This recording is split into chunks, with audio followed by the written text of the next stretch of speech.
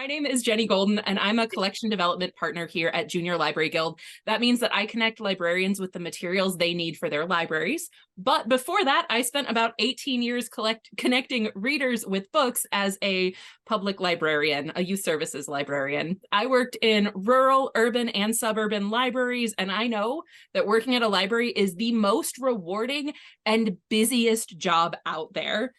Many of you are longtime JLG subscribers, but we do have some new folks joining us as well. So bear with me as I just quickly introduce Junior Library Guild.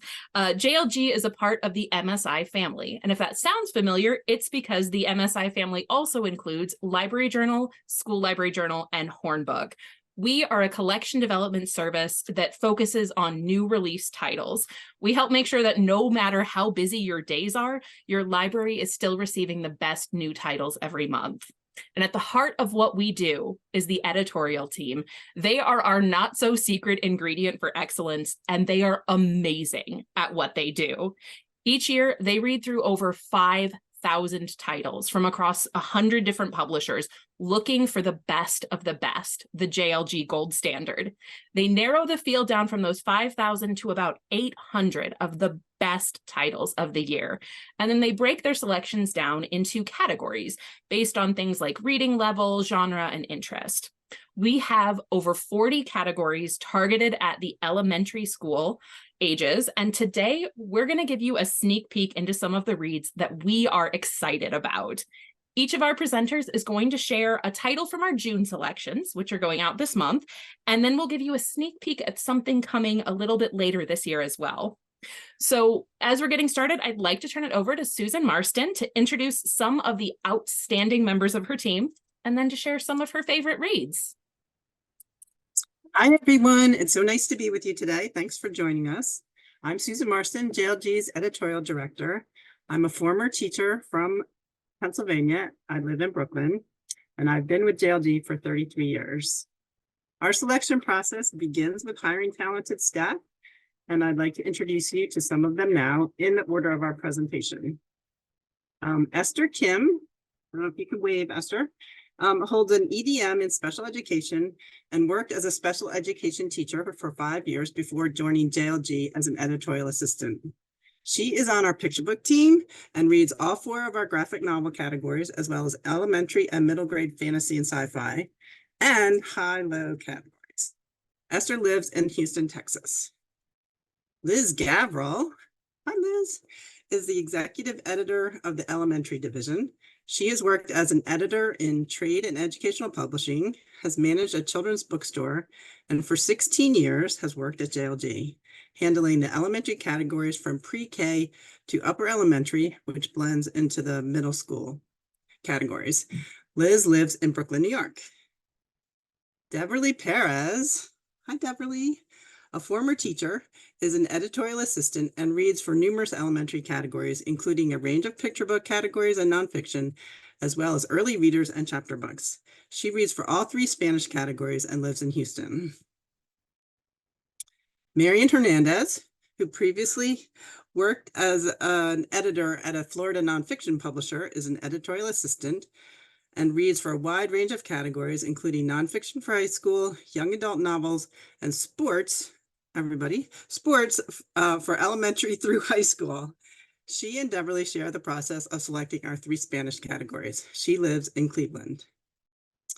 Now we're going to start off with Dog versus Strawberry, which is in our Read Aloud Plus category. I have been waiting to share this book, Dog versus Strawberry by Nellie Boucher, illustrated by Andrea Zuhl, published by Random House Studios, since I first read it in August 2023. Enter the mind of a pampered dog where the simple act of giving a strawberry becomes epic.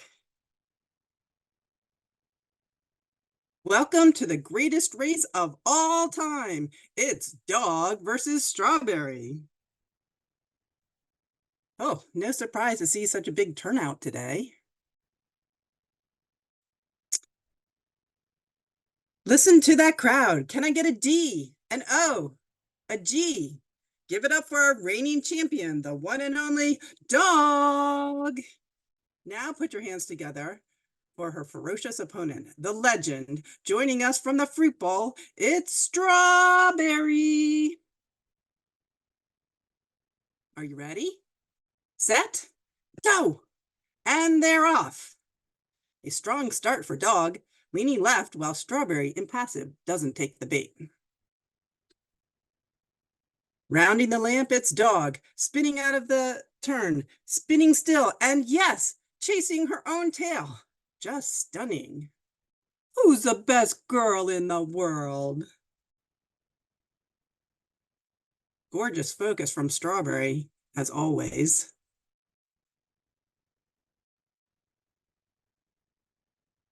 While Dog stops for a nap, it looks like Strawberry will pull ahead. But is the race over? The spot-on sports announcer narration and the expressive illustrations in Dog vs. Strawberry make it perfect for reading aloud and perfect for our read aloud category.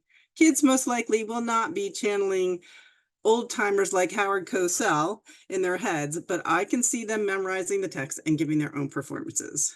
The zany premise of a dog racing a strawberry reminds me of the tortoise and the hare, and comparing it to the Aesop fable would be a fun project. More than anything, though, Dog vs. Strawberry may just help explain the thoughts of a pet near you who suddenly exhibits random bursts of energy or zoomies. And now for our sneak peek. This is one of our books that we're going to be offering in the fall. A Sunday with Everything on It by Kyle Scheel, illustrated by Andy J. Pizza, and published by Chronicle. When your mom is a super genius scientist, even a simple ice cream run can become a wild adventure, says the boy who narrates A Sunday with Everything on It. His mother is a quantum physicist who just has one more thing to do before they can have the Sunday she promised. And that one thing? Creating a device that can take them to another dimension where everything is ice cream. But wait a minute, everything is ice cream and they didn't bring any bowls. I absolutely love the Read Aloud Plus. It's one of my favorite categories. And look at all of these titles we've recently sent out. One of the things I love about this category is that each book lends itself so well to expanded activities, not just a story time. But we're going to take a turn from picture books into another visual format. Graphic novels are the books you just can't keep on the shelf. Whether you use them as a gateway book for reluctant readers, visual inspiration for the budding artist, or a fantastic medium in their own right, there's no denying that graphic novels are a force to be reckoned with. Esther's going to give us a quick look into the best graphic novels for our youngest readers. Esther? I'll be talking about The Egg Incident, written by Ziggy Hannah Hoare and illustrated by Daisy Winter.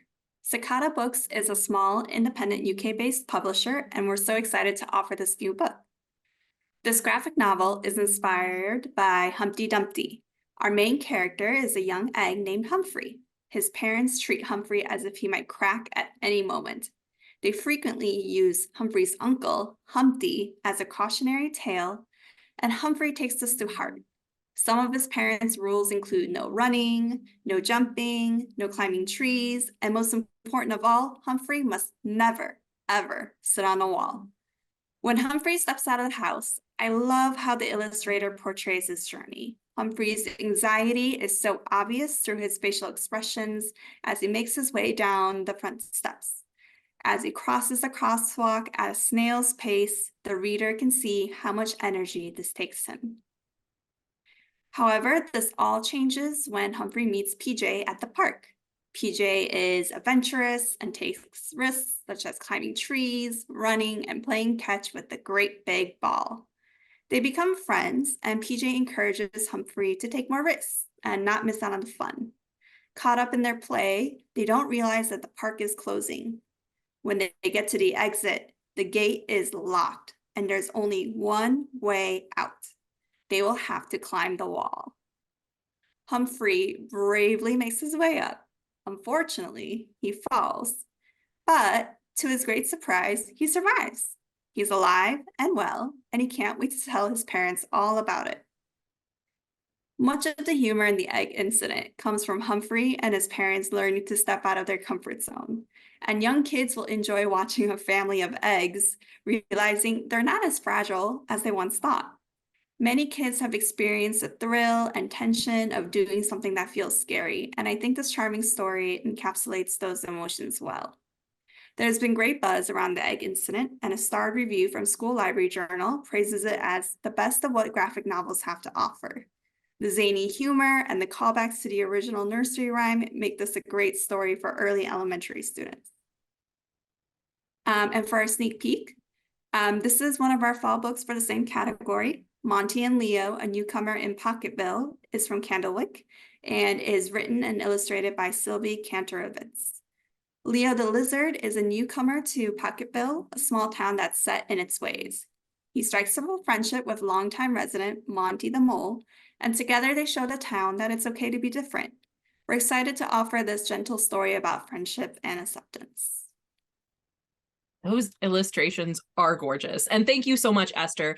If graphic novels are an area of collection that you're looking to develop, it's good to note that we've got graphic novels for all ages, from the early elementary all the way up through high school. They're also a format that's going to show up in a lot of our categories, including our Spanish categories. So keep an eye out and don't forget that you can utilize those free swaps to trade any upcoming title in your boxes for any other JLG title, which is also good to note for any of the titles we're talking about today. Those swaps can be a great chance to explore new categories or fill some gaps in your collection. So if your nonfiction category needs a little love, good news. Among our 40 elementary student categories, 14 are focused exclusively on nonfiction. So no matter what you're reading right now, we've got you covered. Liz is going to tell us what's shiny and new in the world of nonfiction. Hi, everyone. These are our spring 2024 selections for the early elementary nonfiction category. It's geared toward kindergarten through second grade, as you see on the slide. I'm talking about The Wonderful Wisdom of Ants, written and illustrated by Philip Bunting, published by Crown Books for young readers. And this showcases a characteristic that we always greatly appreciate in the editorial department.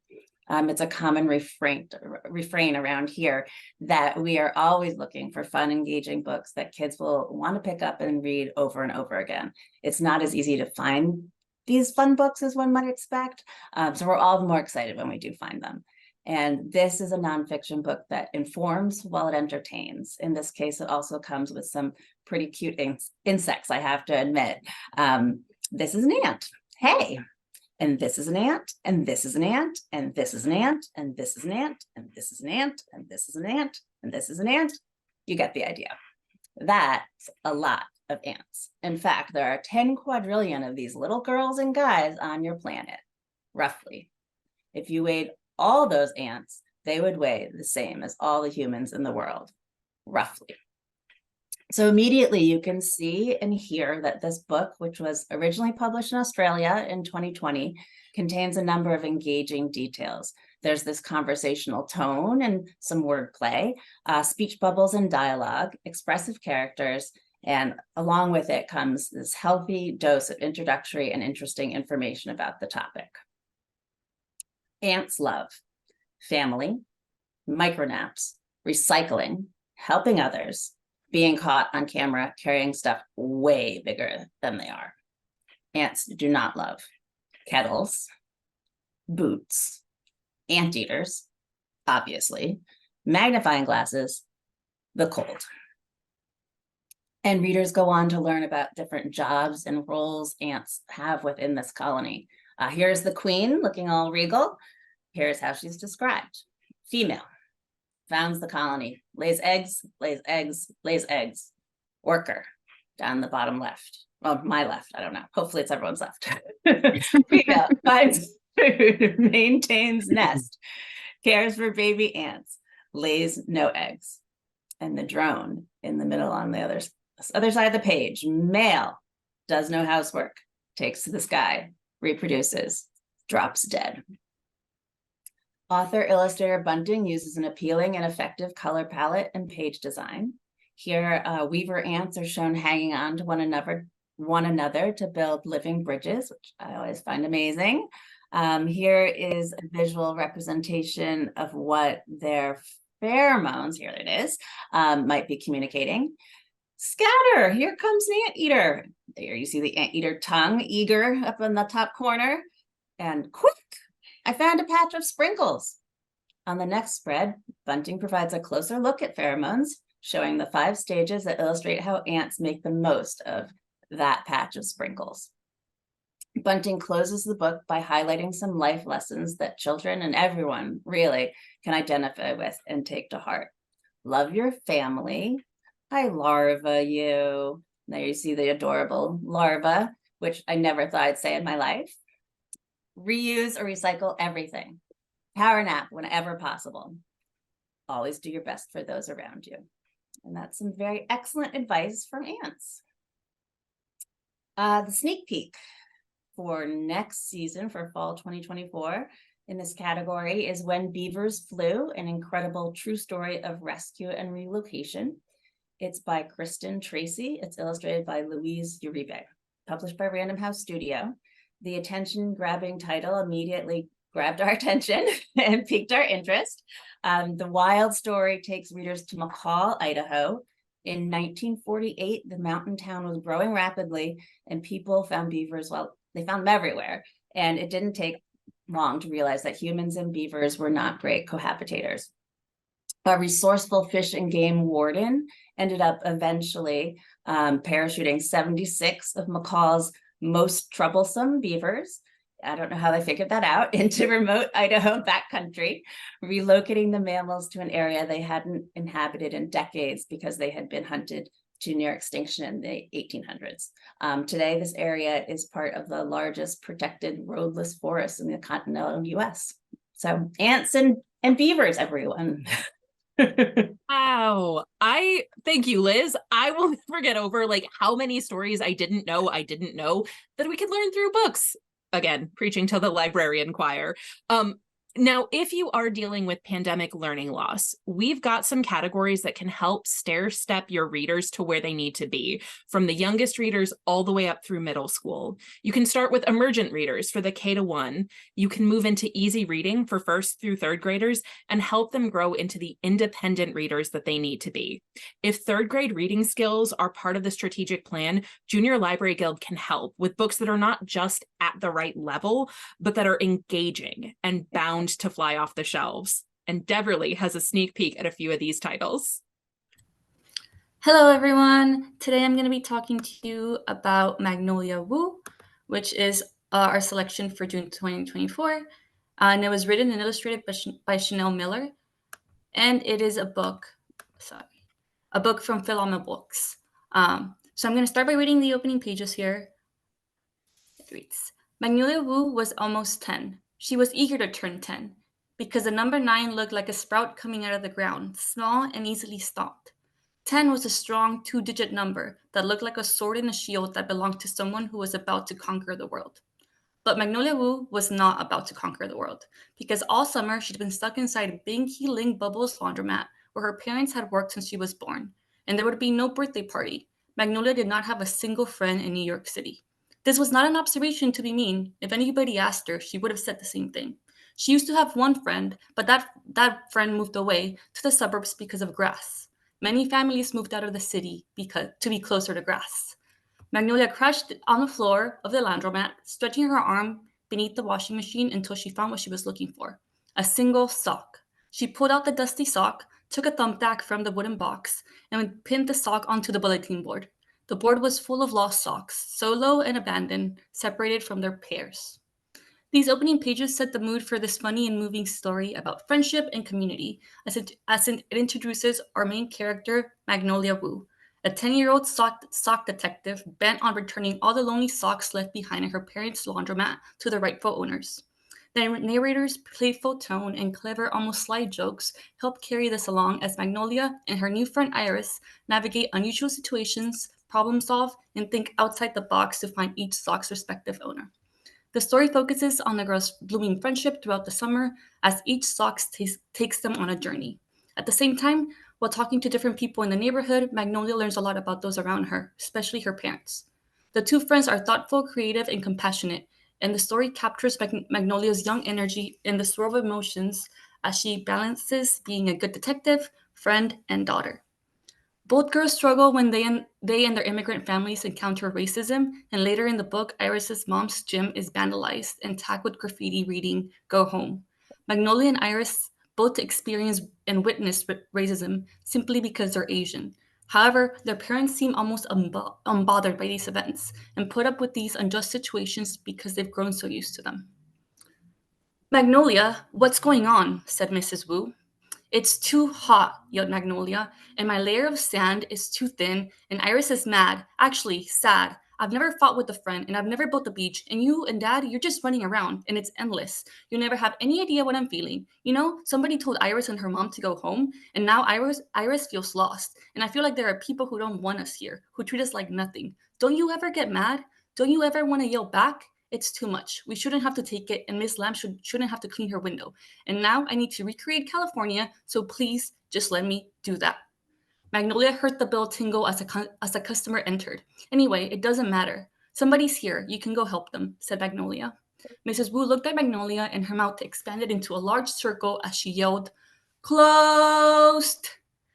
Again, this emphasizes Magnolia's empathetic and caring nature while also highlighting her complicated relationship with her parents. This provides a realistic and raw portrayal of Asian life in the United States and feels extremely relevant given the rise in anti-Asian hate crime in the years since COVID. Many young readers will be able to relate to Magnolia's emotions throughout as she makes new friends, gets into disagreements, and eventually begins to understand some of the tougher aspects of life. At the same time, Magnolia and Iris's adventures across New York City lead them to unexpected places and people, resulting in lots of humor and playful interactions. The more serious topics and issue alongside the humor and funky illustrations come together here to provide a well-rounded look at a young girl's growth and experiences throughout a summer. Magnolia Wu Unfolds It All was published only a few weeks ago and became an instant New York Times bestseller, already receiving lots of praise, including being the National Indie Bestseller and Indie Next Pick, New York Times for Kids Pick, and Amazon's Best Book of the Month. So now I'm going to move on and give you guys a sneak peek onto another book that we selected for the fall. And many of you guys will recognize Amber Brown, but this is a heartwarming reintroduction to Paula Danzinger's beloved character in a fresh new graphic novel format.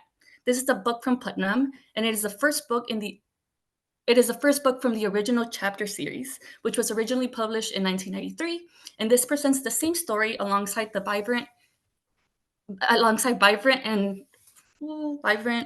and dynamic illustrations that capture Amber's conflicting emotions throughout. Here, Amber is in 3rd grade, struggling with her parents' divorce and dealing with the news that her best friend Justin is moving away. With humor, relatability, and nostalgia, this graphic novel truly captures the mood and energy of the original while also making it more visually engaging and therefore appealing for new and young readers. Beverly, I am devastated that we don't have time for you to read us that whole book. I cannot wait to hear the rest of it. I know we're not supposed to play favorites, but we all have our favorite categories, and let's be honest, our least favorite.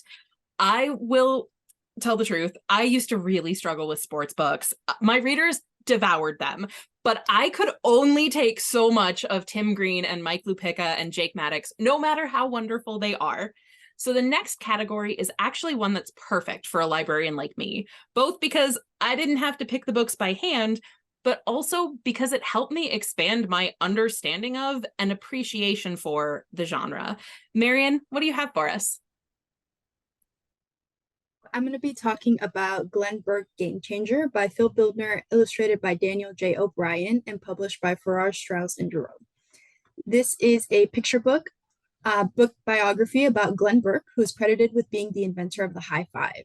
The high five is used constantly in sports and is an instantly recognizable form of communication, but many people don't know that Burke invented this tradition only in the late 1970s.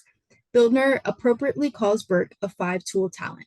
The five tools being speed, throwing, fielding, hitting for average, and hitting for power.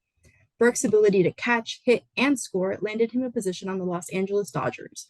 Burke was to be in the major leagues and often showed his enthusiasm by dancing and cheering on his teammates, the latter of which led to the invention of the high five, when Burke, excited that his teammate Dusty Baker's home run helped set a new record, ran up to him waving his arms and ended in the two sharing the first ever high five.